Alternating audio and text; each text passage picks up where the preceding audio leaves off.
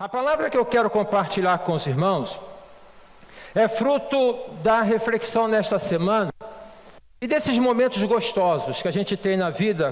Por exemplo, eu estava na quarta-feira no gabinete e aí então ali orando, comecei a examinar na palavra de Deus alguma coisa que Deus colocasse no meu coração para poder falar aqui neste último culto do domingo pela manhã. Como eu sempre procuro fazer alguma coisa que possa dar efeito pela graça do Senhor na sua vida, tá? E aí Deus colocou uma palavra no meu coração que ficou remoendo, porque tudo a ver comigo, né? Tudo a ver comigo. E eu quero compartilhar isso com os irmãos. Eu penso que o irmão e a irmã, ao final assim deste ano, que quando a gente chega assim no final do ano, a gente já começa automaticamente a pensar no ano seguinte, né? Começa dezembro, parece que o tempo já é como se fosse dado um salto. A gente já quer logo para janeiro. Já começa a pensar, planejar, fazer isso, fazer aquilo. E isso tem nome. E o nome disso é ansiedade. Ansiedade. Todos nós somos ansiosos. Alguns são mais, né? Eu digo todos nós porque a Bíblia fala de Jesus, ele vai falar sobre a ansiedade. E o pano de fundo da ansiedade, qual é? É o medo. A ansiedade é uma resposta ao medo. Medo de quê? Medo do futuro. Medo do que vai acontecer, do que poderá acontecer. E se tem uma coisa que eu e você temos uma capacidade enorme de produzir, são cenários desfavoráveis.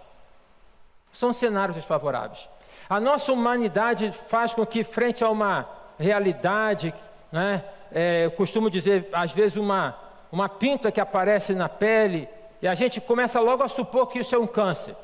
Pode até ser, mas não necessariamente, na maioria das vezes não é. Frente a uma situação e outra, a gente pinta o pior quadro. E aí a ansiedade, como conta deste medo, ela tem a seguinte construção que ela não se sustenta, que é uma questão de ir ao futuro, planejar o futuro, pavimentar o futuro, para quando o futuro chegar, a gente pode passar tranquilamente. É isso que a ansiedade tenta fazer. Mostrar para a gente, né, que a gente indo ao futuro, a gente pode pavimentar o futuro, pode tirar os obstáculos, para que quando nós chegarmos lá, a gente possa transitar de uma maneira melhor. É uma grande ficção, é uma insistência, porque ninguém tem como poder fazer isso, né? Não há possibilidade de poder fazer isso, e o que a Bíblia nos convida é para que nós possamos viver dia após dia na presença de Deus. A ansiedade, como pano de fundo do medo, ela rouba de nós alguma coisa que é muito importante na nossa vida, que se chama tempo. O tempo é um recurso não renovável que Deus concede a cada um de nós, e é muito valioso o tempo. Eu não sei se você tem cofrinho em casa. Você tem cofrinho em casa? Onde você pega aquelas moedinhas e vai colocando ali. Eu não sei se você faz uma contabilidade em casa. Não estou dizendo que você deva fazer assim, porque às vezes até dá problemas, né? De ficar contando aquela coisa toda. Mas se você faz, de poder chegar ao final de um mês, por exemplo, e poder observar que as despesas que você teve e que elas, boa parte delas se somaram a partir de pequenas despesas. A gente não percebe, mas são as pequenas despesas que consomem o nosso salário. Que consomem. É uma coisa aqui, é uma coisa ali, enfim. E essas preocupações também, essas ansiedades, elas consomem o nosso tempo. E o tempo, eu fiquei pensando, ele é dado por Deus para uso e fruto. O que é uso e fruto? Quando você tem uma propriedade, uma casa, por exemplo, e você tem filhos, e aí então na sua herança lá no seu patrimônio, você procura um advogado e você fala: eu quero deixar esta casa para uso dos meus filhos. Então isso significa dizer o seguinte, que aquele bem que você está passando para os seus filhos, eles poderão usufruir, mas não poderão se desfazer, porque a princípio aquilo está dado, mas não é dele. O tempo não é nosso, ele é dado por Deus, para que nós possamos usufruir dele, para que nós possamos usá-lo de maneira que possamos glorificar o nome de Deus, possamos abençoar vidas, e dessa maneira então nós somos abençoados. Por que eu estou compartilhando isso? Porque nós naturalmente já estamos pensando em 2024. O ano não acabou, ainda tem, muito embora seja hoje o último dia, muita coisa para acontecer, que pode acontecer, que não está no nosso controle. Estou dizendo isso porque ao tempo em que nós precisamos sonhar, e sonhar é bom, e planejar também é bom. Então, se você quer fazer uma viagem, planeja, quer comprar um bem, planejar faz parte da vida, tá? Tem um ditado que fala: quem não planeja acertar, está planejando errar. Quem não faz um planejamento para acertar, porque você pode planejar e não dá certo, mas se você não faz, já está planejando errar. O que eu quero dizer para os irmãos é que estes sonhos e esses planejamentos, eles têm a ver com algo, e é isso que tocou no meu coração, que eu quero compartilhar com vocês. Tem a ver com decisão. A vida, ela é constituída a partir das nossas decisões. E nós precisamos tomar decisões. E nós precisamos decidir. Então isso tocou no meu coração de uma maneira muito profunda. Assim, de decisão e de decisões que eu preciso tomar na minha vida. E que nós, precisamos tomar em nossas vidas. Que decisão é essa? E eu tomei uma decisão. E eu quero compartilhar com os irmãos agora. Eu quero convidar os irmãos para que nós possamos então abrir a Bíblia e que nós possamos ler no livro de Atos, não é? Lá no versículo de número 17, Atos capítulo 20, tá? Nós vamos ler o texto do capítulo 17, do capítulo 20, melhor dizendo, até o versículo de número 24. Diz assim, Atos 20, 17. De Mileto mandou a Éfeso chamar os presbíteros da igreja, a igreja de Éfeso.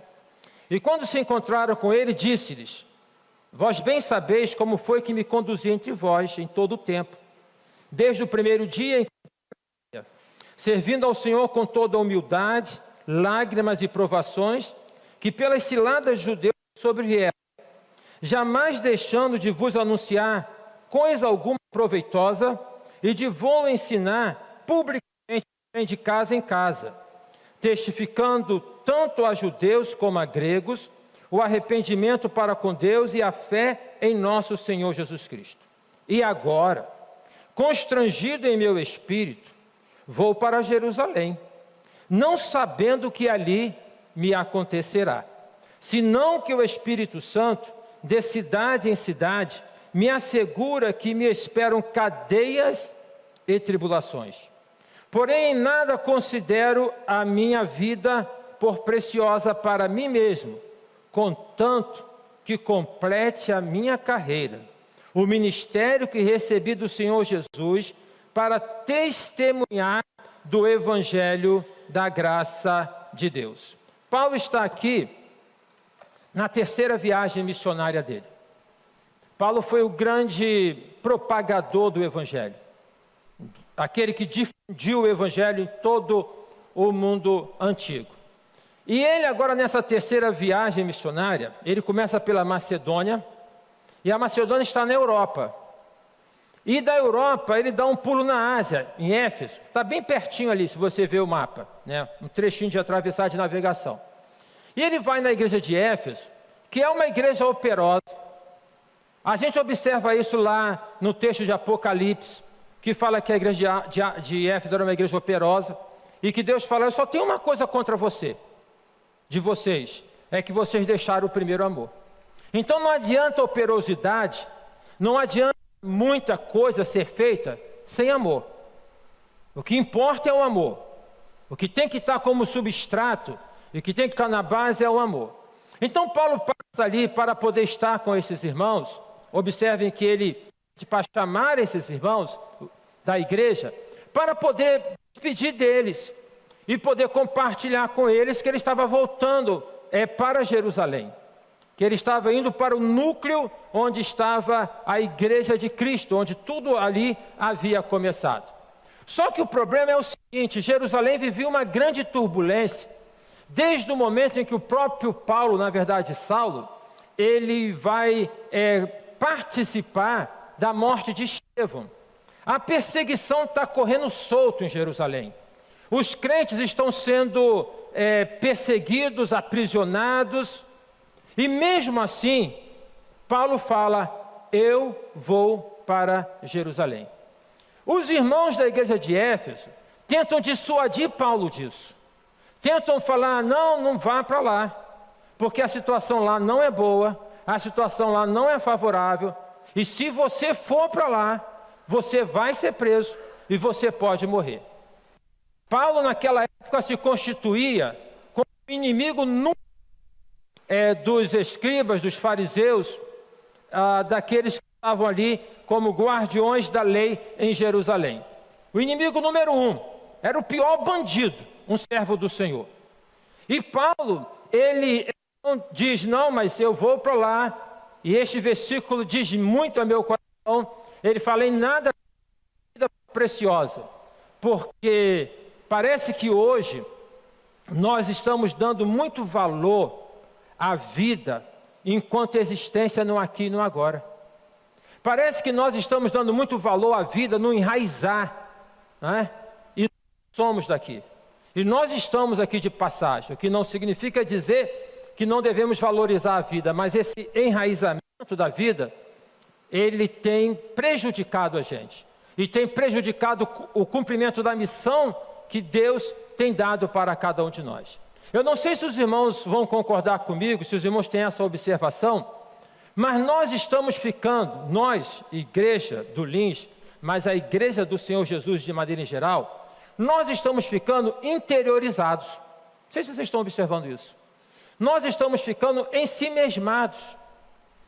A prova disso é que boa parte do que nós fazemos para nós mesmos. Fazemos para nós mesmos.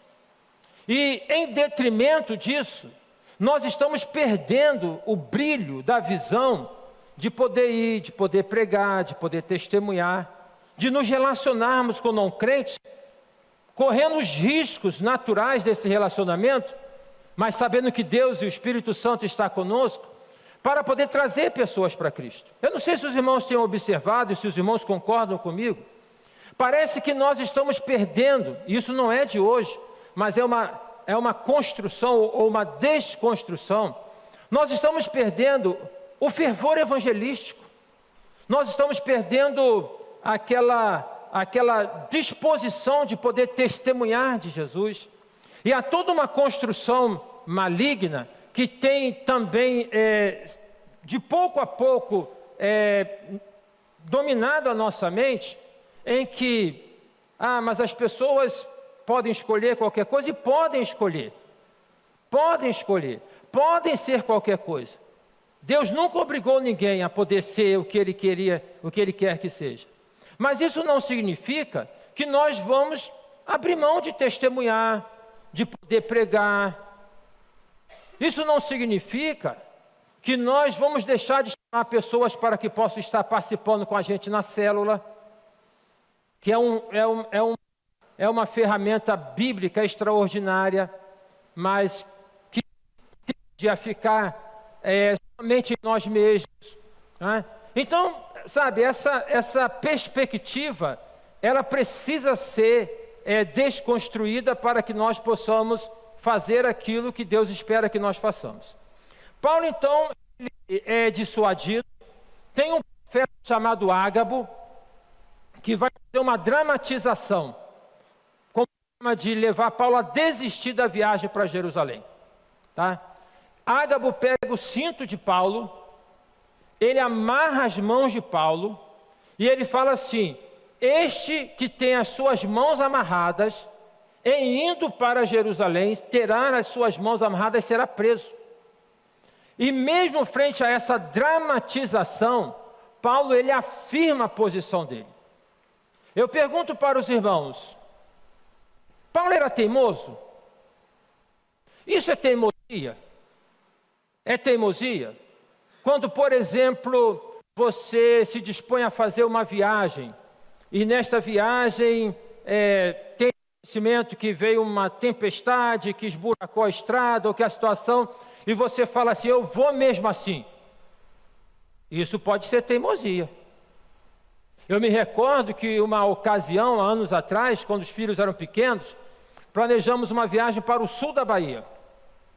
E era no mês de janeiro, e caiu uma tempestade muito forte aqui no sul, no sudeste, e também no sul da Bahia. Uma tempestade muito forte, chovia muito. E a minha sogra Joseli falava: mas vocês não podem ir com essa chuva toda, com essa questão toda. E ali, então, eu fui teimoso. E eu falei: eu vou. Eu já comprei a passagem e eu vou. E nós vamos. Graças a Deus que nós fomos e não aconteceu nada, não é? Fomos em paz, tivemos dificuldades na estrada, cortar caminho, parar em outra cidade, essas coisas, mas chegamos bem e voltamos bem. Você é teimoso? Você é uma pessoa que, como falava minha avó, quando encasqueta uma coisa na sua cabeça, você sabe, mesmo dizendo que aquilo vai dar errado, você quer fazer? Isso é teimosia. E a gente não deve ser teimoso. Agora, Paulo estava sendo teimoso aqui? Não. Aqui Paulo não está sendo teimoso. Aqui Paulo está decidido. E é nesse ponto que Deus colocou no meu coração que eu quero colocar com os irmãos aqui. Então, esta mensagem, o título que eu dei para ela é: Eu já decidi. Você já pensou em muitas coisas para 2024, possivelmente. E já tenha, quem sabe, elaborado algumas decisões. Que decisões são essas? Que decisões são essas? Então, quando Paulo diz: em nada tenho a minha vida por preciosa, contanto que eu cumpro o ministério que me está dado. Quando Paulo ele reafirma a postura dele de voltar para Jerusalém, mesmo tudo aquilo que estava girando ali, de todas as notícias ruins e do risco real que ele corria, porque se você observar bem, ele deixa isso claro quando ele fala o seguinte: que o Espírito Santo de cidade em cidade me assegura que esperam cadeias e tribulações. Então ele sabia do risco dele. Ele sabia do que poderia acontecer. Mas ele estava decidido. A despeito dos riscos, a despeito das dificuldades, ele estava decidido. Eu já decidi. Que decisão é essa que eu tomei, ou melhor, e que eu quero compartilhar com os irmãos, para que o irmão considere e veja se o irmão precisa tomar essa decisão ou reafirmar essa decisão. Eu já decidi viver para Deus. Eu já decidi e reafirmei isso na minha relação com Deus, de viver para Deus. É isso que Paulo coloca. É isso que Paulo diz. Não é teimosia, mas é uma decisão. A nossa vida, repito, é constituída de decisões. Das decisões que nós, então, assumimos. E a partir das decisões que nós tomamos, nós colheremos os frutos. Decisões boas, frutos bons. Decisões que não são boas, frutos que não são bons. Decisões boas são todas aquelas decisões que nós tomamos à luz da palavra de Deus e para podermos cumprir e para podermos fazer a vontade de Deus.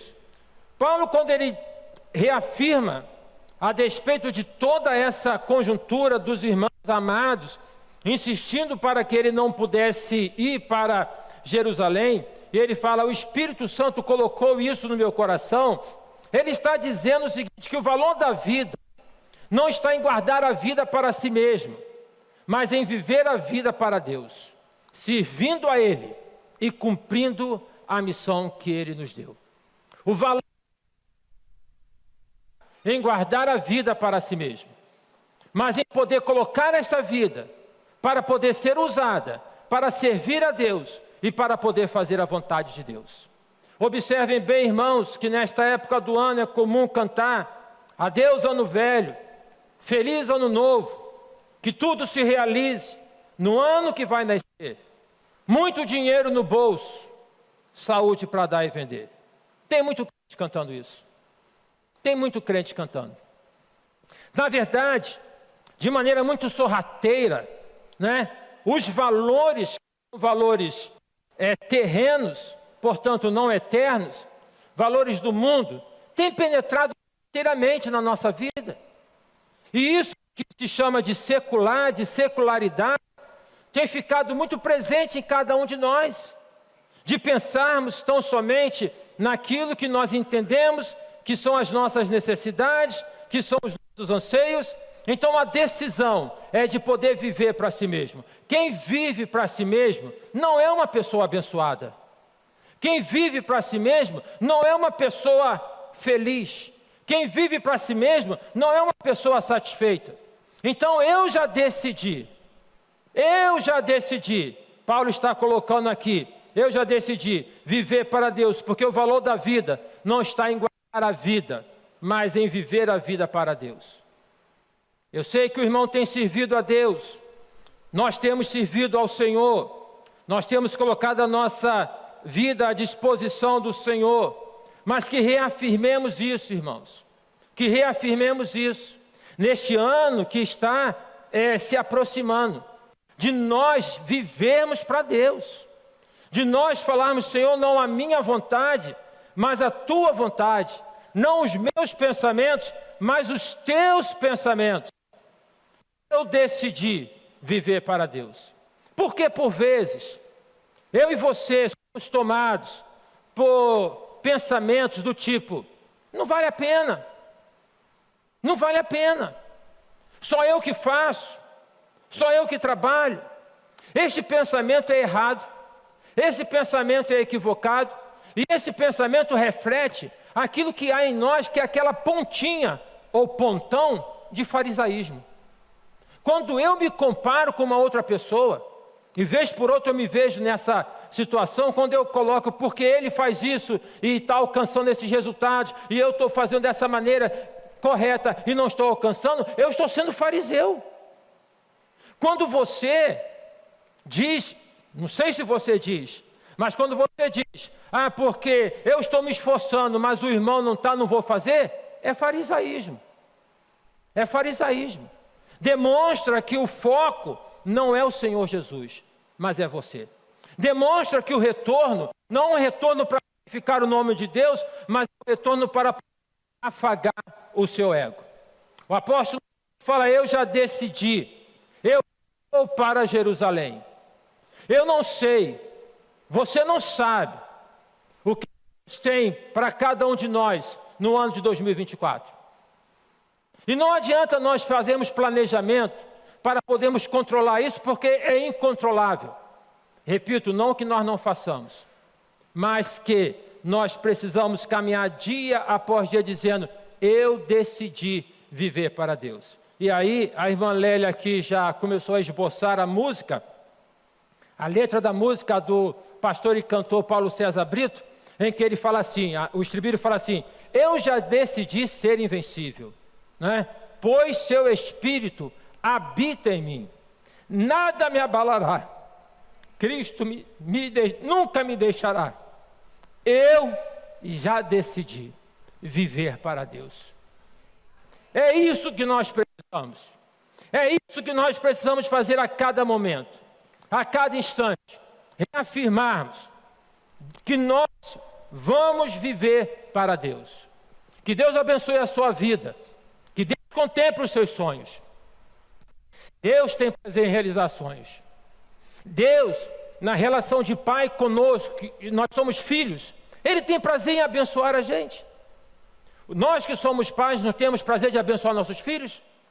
Os filhos pequenos e os marmanjos também? Filho não é sempre filho? Deus tem prazer em nos abençoar.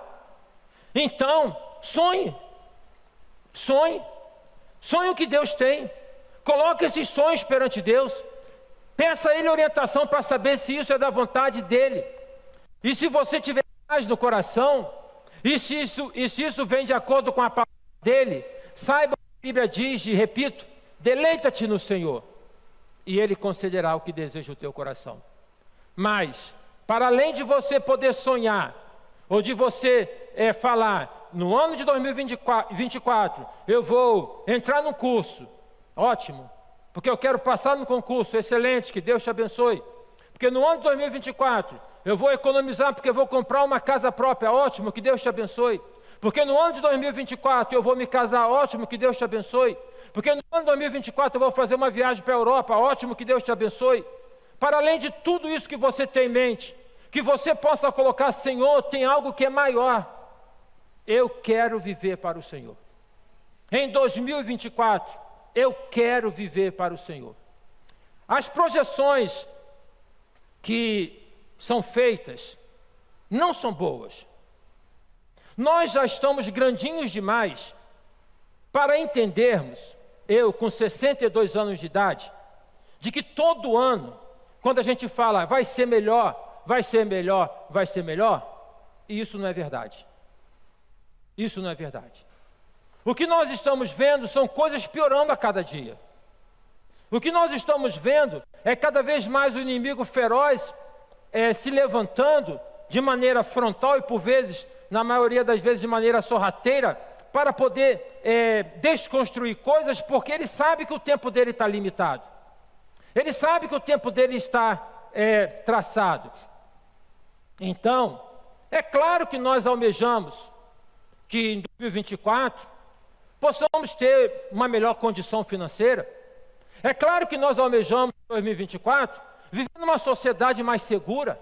É claro que nós almejamos em 2024 ter uma sociedade mais justa. Mas nós não vivemos como Alice no País das Maravilhas.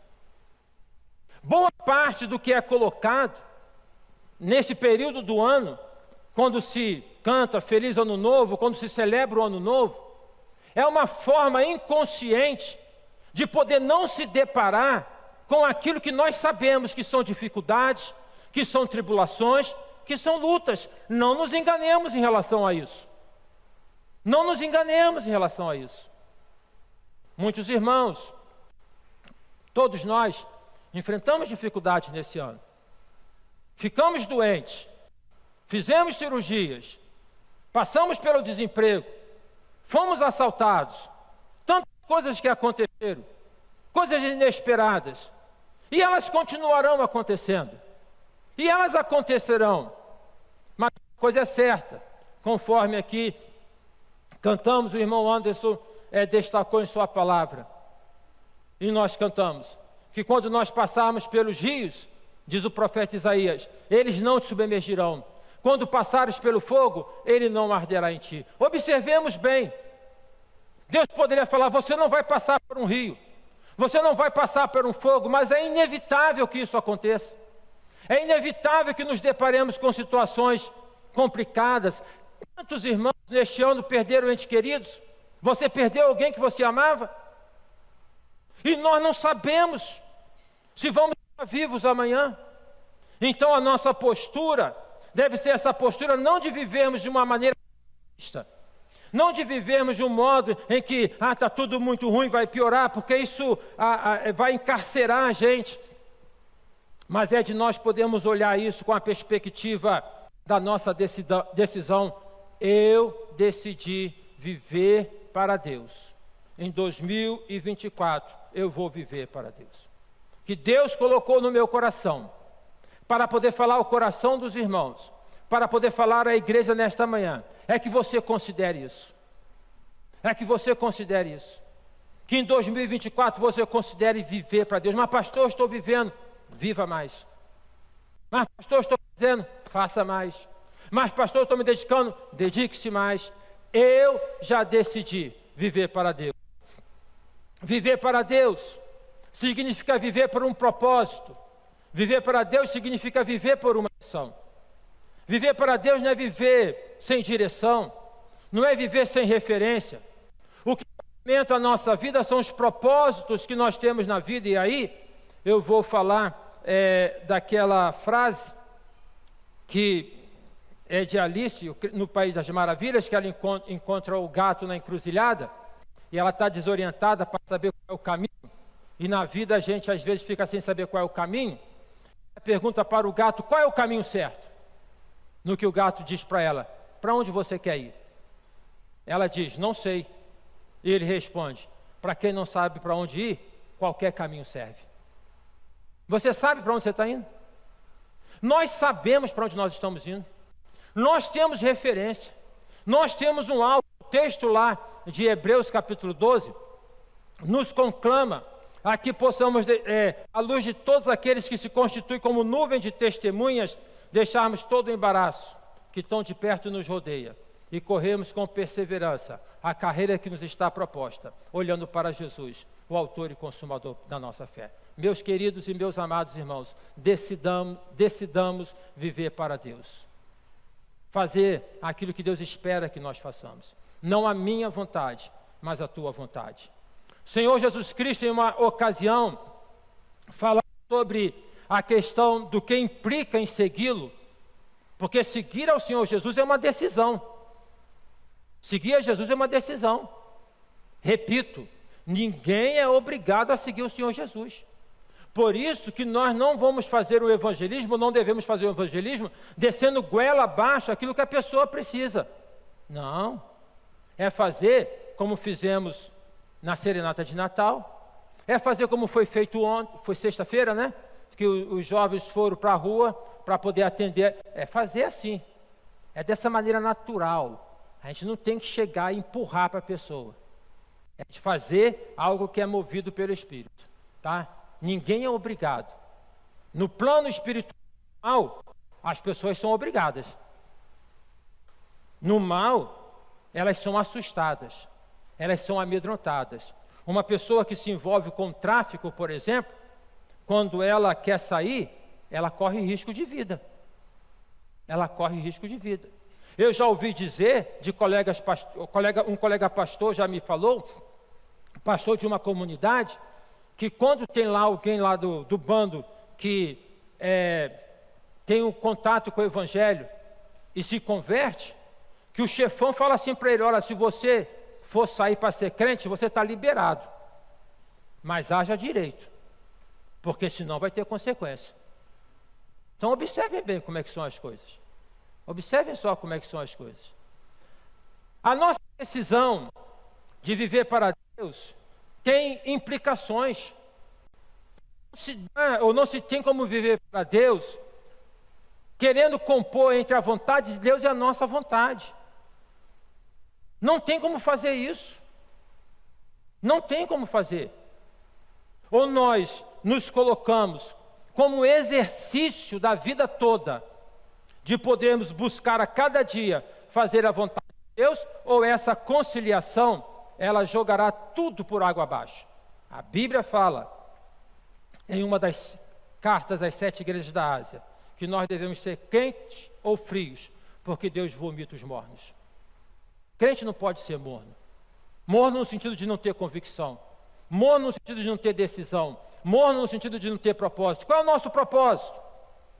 Existimos enquanto servos do Senhor para quê? Qual é a nossa missão? Qual é a missão dada por Deus à igreja, pelo Senhor Jesus à igreja? A missão é pregar o Evangelho. A missão é anunciar o Senhor Jesus. A missão é ser testemunha do Senhor Jesus. Tudo além disso é excesso. É cereja de bolo que não tem valor. Porque nossa missão é essa. E a implicação da nossa decisão, então, Jesus fala: em verdade vos digo, que ninguém há que tenha deixado casa, ou irmãos, ou irmãs, ou pai, ou mãe, ou mulher, ou filhos, ou campos, por amor de mim e do Evangelho, que não receba 100 vezes tanto, já neste tempo, em casas, irmãos, irmãs, e mães, e filhos, e campos, com perseguições, e no século futuro a vida eterna. Nosso propósito, a nossa missão é fazer a vontade de Deus. E isso implica renúncia. Não tem como poder fazer. Mas essa renúncia, ela redunda em lucro espiritual. O apóstolo Paulo, ele disse em Gálatas: porque considero como esterco tudo aquilo que até então eu fiz por amor a Cristo, ou seja, pela riqueza de Cristo. Eu já decidi viver para Deus, porque em vivendo para Deus, em fazendo a vontade de Deus, aqui são anseios do coração, Ele há de acrescentar. Deus não vai ficar lá contando as bênçãos para não dar para você. Alguém já disse numa historinha, que você já deve ter ouvido, que uma pessoa teve um sonho, e que ela esteve no céu, e que ela então passeou pelo céu, para conhecer as repartições do céu. Em determinado momento, ela chegou a uma sala, e nesta sala ela observou que era uma sala enorme. É como se fosse uma sala de encomendas, e muitos pacotes embrulhados, bem embrulhados, bonitos, e com títulos, com nomes. E ela andou por aquela sala, e ela começou a observar aqueles nomes, e ela perguntou para o anjo: o que isso significa? E estão as bênçãos que Deus tem reservado para todos esses seus filhos, mas eles nunca vieram buscar. Como é que nós buscamos? Através da oração. Como é que nós buscamos? Dedicando a nossa vida a Deus. A vida cristã é dessa forma, irmãos. Não é uma composição, é uma decisão. Para poder funcionar, tem que decidir. Aí, quando a gente decide, a gente vê as coisas acontecendo.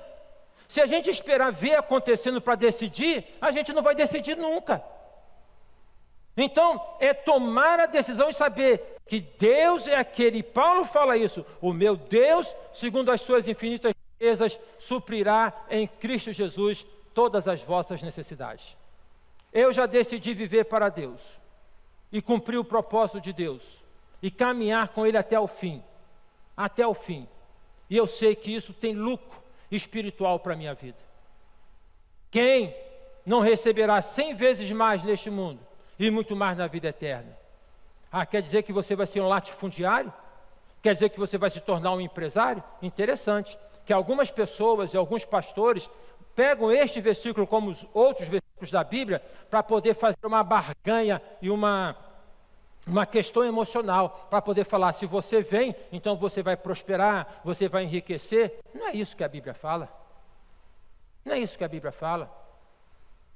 Deus tem prazer em dar, mas não promete riqueza. Pode até ficar rico. Pode até ficar rico. Se fica rico e não tem amor ao dinheiro, não tem problema. Mas a questão não é desta ordem. O que eu quero destacar para os irmãos, o que eu estou destacando é justamente o que Deus colocou no meu coração, sincera e honestamente, né? Entre planos, alvos e sonhos para 2024. Deus falou no meu coração: você tem que decidir continuar fazendo o que você está fazendo. Você tem que decidir, a despeito de qualquer coisa, cumprir até o final. Eu já decidi. E eu espero que, pela graça do Senhor, a sua decisão seja essa. Em 2024, eu decido viver para Deus. Eu quero continuar a viver para Deus. Quando nós decidimos viver para Deus, nós vivemos sem medo do que pode acontecer no futuro, porque o nosso futuro está nas mãos de Deus. Quando nós decidimos viver para Deus, nós vivemos sem medo do futuro, porque o futuro está nas mãos de Deus. Se tem um tempo que assusta a gente, é esse tempo chamado futuro. O passado ele não assusta tanto. Ele aprisiona. O futuro também aprisiona, mas o passado são as experiências que por vezes a gente não se liberta delas. É o perdão que a gente não liberta, é o pecado que a gente não confessa, fica aquela coisa ranheta. Mas o futuro, ele atrapalha muito a gente. Porque a gente tem medo do futuro. A gente tem medo do futuro. E sejamos sinceros, todos nós aqui temos medo. Todo mundo aqui sente medo. Confiar em Deus não significa sair voando por aí e nem sentar no formigueiro como se nada fosse acontecer. Todos nós sentimos medo. Tanto é que há quem diga que tem 366 ou 65 expressões na Bíblia dizendo não temas. Você acorda, Deus fala para você, tem medo não, vai em frente. Aí você dorme e acorda, não tem medo não, porque Deus sabe que nós somos tendenciosos a sentir medo. Mas quando nós decidimos viver para Deus, esse medo do futuro vai se desfazendo. Por quê? Porque o meu futuro e o seu futuro está nas mãos de Deus. É Ele que controla, é Ele que dirige, é Ele que vai à nossa frente. Paulo, ele coloca aqui, em nada tenho a minha vida como preciosa, contanto que eu cumpra a carreira. Então cumprir a carreira é alguém que olha para frente, é alguém que vê uma missão, que tem um propósito, cumprir a carreira. Enquanto nós estivermos aqui, nós temos uma carreira para correr. E me perdoe os irmãos, se você não quer cumprir a carreira, você está passando na frente na fila, porque Deus pode te chamar. Se você não quer cumprir a carreira, você pode estar passando na frente na fila, porque Deus quer usar a sua vida para glorificar o nome dEle. Quando nós vamos para Timóteo, e quando Paulo escreve a Timóteo, vamos lá antes de poder falar isso. Porque aquilo que os irmãos falaram da igreja de Éfeso, e que Ágabo falou a respeito de Paulo, aconteceu. Paulo foi para Jerusalém, chegou em Jerusalém, Paulo foi preso, e Paulo estava acostumado a ser preso. Ele não era bandido, mas estava acostumado a ser preso. Ele foi preso. Só que dessa vez, Deus não o libertou como havia libertado lá no carcereiro de Filipos. Lembra? Na cidade de Filipos, que abriu as celas. Não. Paulo foi preso e ficou preso. E Paulo sai de Jerusalém, porque o povo queria fazer motim para poder matá-lo. É levado para Roma. A viagem de Paulo para Roma no navio é muito interessante. Vale a pena poder ler a aplicação para a nossa vida. Paulo chega em Roma, fica 2 anos preso. Fica em casa, mas fica preso. Naquela época não tinha tornozeleira eletrônica, mas podia ficar em casa. Ficava ali. Tinha os guardas pretorianos com ele. E Paulo vai à morte. Aqui em Atos, Paulo está falando o seguinte: eu sei que me espera tribulações e tudo, mas ele não imaginava que isso poderia levar ao fim dele. Ele considerava, mas não tinha essa suposição. Mas quando ele escreve para Timóteo, ele já sabe que vai morrer. Ele já sabe que vai morrer. Não adianta ter medo da morte, porque isso não afasta ela da gente. Não adianta. A única coisa que nós podemos fazer em relação ao medo da morte é procurar viver o melhor possível.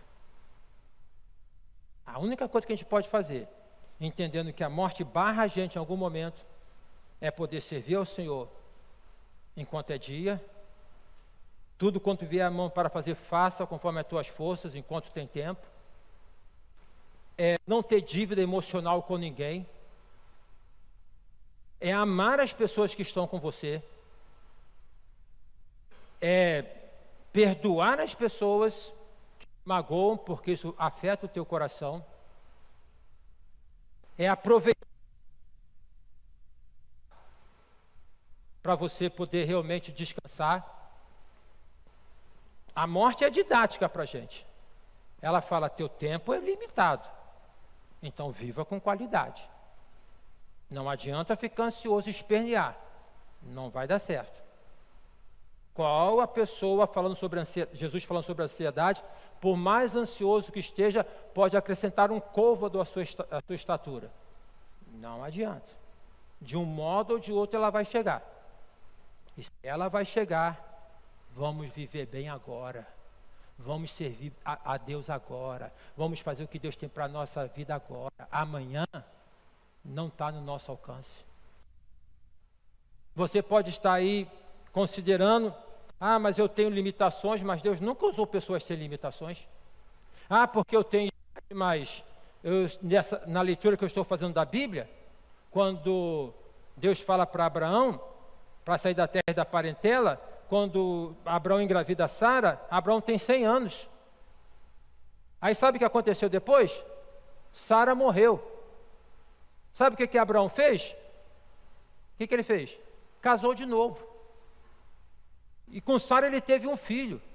Com Quentura, que foi a segunda mulher dele, eu não vou falar, acho que ele teve uns 6 filhos, depois dos 100 anos. Abraão morreu com uns 175 anos. Está entendendo? Então, a perspectiva é de nós podermos viver aquilo que Deus tem para que nós vivamos, no tempo que Deus tem dado para a gente. O futuro está nas mãos de Deus. E aí Paulo, então, voltando, quando ele escreve para Timóteo, que ele sabia que ia morrer, ele fala assim: combati o bom combate, acabei a carreira e guardei a fé. Desde agora, a coroa da justiça me está reservada, e não somente a mim, mas a todos aqueles que amarem a sua vinda. Combati o bom combate, acabei a carreira, guardei a fé. Eu decidi viver com Deus. E chegar ao final da vida, poder falar: Senhor, todas as limitações minhas, com todas as, eu decidi viver para o Senhor. E estou chegando no final, se Deus me der essa consciência. E quero dizer, combati o bom combate, acabei a carreira e guardei a fé. É preciso combater, é lutar sempre, precisa cumprir a carreira e até o final. E é preciso, no mundo tão incrédulo, guardar a sua fé. Porque o que nós temos de mais valioso na vida é a nossa fé no Senhor Jesus. Esta é a que Deus colocou no meu coração. E com todo o coração, eu compartilho com os irmãos. Eu decidi e reafirmei perante Deus, viver para Deus. E eu te convido, em nome de Jesus, você que está servindo, você que está dedicando, que você reafirme isso, que você aprenda a renunciar, que você abra mão do que é secundário e terciário, para poder valorizar o que é prioritário. Não tenha medo do futuro. Não tenha medo. Não tenha medo. Seu futuro está nas mãos de Deus. O meu futuro está nas mãos de Deus. Ele tem nos ajudado. Ele vai nos ajudar. Se nós continuarmos fazendo a vontade dele, ele continuará suprindo as nossas necessidades. Ele continuará derramando graça sobre nós. Assim fez com Abraão. Assim fez com os patriarcas. Assim fez com Davi. Assim fez com tantos outros. E assim ele tem feito. E vai fazer comigo e com você. Não tenha medo. Confia no Senhor. E que venha 2024. Porque nós, em nome de Jesus, já decidimos. Nós vamos viver para Deus. Amém, irmãos?